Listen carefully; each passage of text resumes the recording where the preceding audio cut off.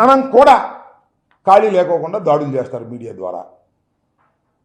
నేను స్వయంగా వెళ్ళి కిరా కార్పి, సీమరాజు వాళ్ళు ఏం మాట్లాడుతున్నారు చూశారా మీరు? ఇన్ని బూతులు మాట్లాడతారు. నేను పోయిన మాసం వెళ్ళి నేను కంప్లైంట్ ఇచ్చా, నో యాక్షన్ టిల్ నౌ. కానీ శాటిలైట్ ఛానల్లో జగన్మోహన్ రెడ్డి గారికి సంబంధించిన ఛానల్లో డాక్టర్ వైఎస్ రాజశేఖర రెడ్డి గారు పట్టుదలగా ప్రారంభించినటువంటి ఛానల్లో ఏమి జరగకపోయినా ఆఘ మేఘాల మీద వెళ్ళిపోయి కొమ్మినేని శ్రీనివాస్ గారు ఇంటూ ఒంటిని పట్టుకొచ్చారు. ఏమిటి దారుణం అంటున్నా? అంటే మీరు ఏ మార్గం చూపిస్తున్నారు?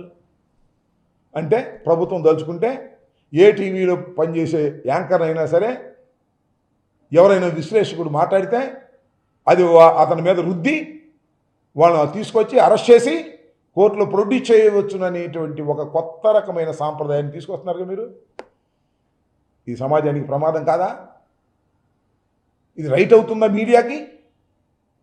మీడియాకి కొంత స్వేచ్ఛ ఉంటుంది. స్వేచ్ఛ ఉంటుంది కదా అని చెప్పి ఇష్టం వచ్చినట్టు మాట్లాడటానికి అంగీకరించకపోవచ్చు.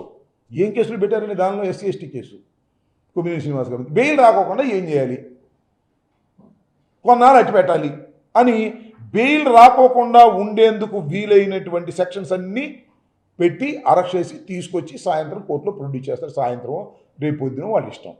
ఇదంతా ఒక ఆర్గనైజ్డ్గా ముందు మన లోకేష్ గారు ట్వీట్ చేస్తాడు, ఆ తర్వాత చంద్రబాబు నాయుడు గారు ట్వీట్ చేస్తారు, ఆ తర్వాత మన ఉప ముఖ్యమంత్రి గారు ట్వీట్ చేస్తారు. ఇది అన్యాయం, అక్రమం, దీన్ని సహించం అని ఒక రకమైన వాతావరణాన్ని, కృత్రిమ వాతావరణాన్ని క్రియేట్ చేస్తారు. ఇది చాలా సీరియస్ ఇష్యూ ఇవాళ రాష్ట్రంలో, ఇంకొక ఇష్యూనే లేదు అనేంత స్థాయిలో ఈనాడు, ఆంధ్రజ్యోతి ఈ పత్రికలన్నీ ముందు రాస్తాయి. వాళ్ళకు ఉన్నటువంటి చిన్న చిన్న ఛానల్స్ గుప్పిస్తూ ఉంటాయి, ఇష్టం వచ్చినట్టుగా గుప్పించి ఇంతకు తప్ప ఈ రాష్ట్రంలో మరొక సమస్యే లేదు, తక్షణమే కొమ్మినేని శ్రీనివాస్ అని ఉగ్రవాదిని అరెస్ట్ చేయడం తప్ప మార్గం లేదు అనేటువంటి వాతావరణాన్ని కృత్రిమంగా తీసుకొచ్చేస్తారు. కృత్రిమంగా తీసుకొచ్చేసి అరెస్ట్ చేసేస్తారు, కోర్టులో ప్రొడ్యూస్ చేస్తారు, బెయిల్ రాకుండా కింద మీద పెడతారు, భయపెట్టేస్తారు. భయపడిపోయి పారిపోవాలి ఎవడైనా సరే. సాక్షి ఛానల్ మీద కూడా కక్ష మీకు. ఆ ఛానల్ని ఏ విధంగా ఆపాలని అనేక సార్లు ఇంతకుముందు ప్రయత్నం చేశారు. చంద్రబాబు నాయుడు కాంగ్రెస్ కలిసి కుట్రలు పడ్డాయి, కేసులు పెట్టారు. అయినా సాక్షి జడవకోకుండా ముందుకు జరుగుతూ ఉంది. రాజశేఖర రెడ్డి గారు చనిపోయిన తర్వాత, జగన్మోహన్ రెడ్డి గారు రాజకీయాల్లో నిమగ్నమైపోయిన తర్వాత, జగన్మోహన్ రెడ్డి గారి సతీమణి భారతమ్మ గారు దాన్ని ఆర్గనైజ్ చేసుకుంటున్నారు. భారతమ్మ గారు మీద పడతారు, భారతమ్మ క్షమాపణ చెప్పాలంటారు, జగన్మోహన్ రెడ్డి గారు క్షమాపణ చెప్పాలంటే సాక్షాత్తు చంద్రబాబు నాయుడు గారు అంటున్నాడు క్షమాపణ చెప్పాలని.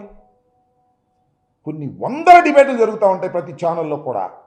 ఆ వందల డిబేట్లు జరుగుతూ ఉన్నప్పుడు డిబేట్కు ఆహ్వానించబడినటువంటి ఒక విశ్లేషకుడో లేకపోతే మరొకరో మాట్లాడుకుంటేనో, కొట్టుకుంటేనో, చెప్పులతో లేకపోతే తోసుకుంటేనో, వాళ్ళు ఇష్టం వచ్చిన బూతులు తిట్టుకుంటేనో ఆ ఛానల్ని బలి చేస్తారా? అలా బలి చేసేటటువంటి ఒక సాంప్రదాయాన్ని మీరు తీసుకొచ్చారు కదా, కాసుకోండి. ఇక మనం చేస్తున్నాం. సాక్షి మీదకి వెళ్ళి దాడి చేస్తారా? ఓ 10 మంది లేడీస్ని తీసుకెళ్ళి సాక్షి మీదకి వెళ్ళి కోడిగుడ్లు వేసే కార్యక్రమం. ఇలాంటివన్నీ కూడా సమాజంలో మీరు ఎక్కడికి పోతున్నారో ఆలోచించుకోవాల్సిన అవసరం ఉందని మనకు. ఎప్పుడు మీ రోజులు కావు ఇవి, రోజులు మారతాయి.